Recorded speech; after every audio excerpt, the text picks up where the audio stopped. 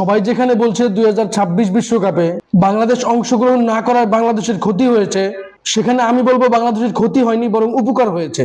কেননা বিশ্বকাপের পরবর্তী সময় বাংলাদেশ ওডিআইতে পাকিস্তান এবং নিউজিল্যান্ডকে ঘরের মাঠে হারিয়েছে।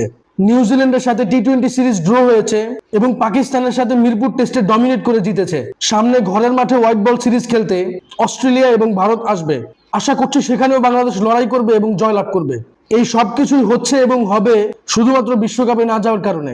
কেননা আমাদের ক্রিকেটাররা যখন দেখলো সকল সামর্থ্য থাকা সত্ত্বেও যখন বিশ্বকাপ খেলতে পারলো না, এটা তাদেরকে ধাক্কা দিয়েছে, যার ফলে তাদের মানসিকতায় একটা ব্যাপক পরিবর্তন হয়েছে। বাংলাদেশ 30 বছর ধরে টেস্ট ক্রিকেট খেলছে, আন্তর্জাতিক ক্রিকেটে বাংলাদেশের অনেক অর্জন রয়েছে, তারপরেও ভারত বিশ্বকাপে বাংলাদেশকে মূল্যায়ন করা হয়নি। তাই আমাদের ক্রিকেটাররা ধরেই নিয়েছে আন্তর্জাতিক ক্রিকেটে টিকে থাকলে চলবে না, ডমিনেট করতে হবে।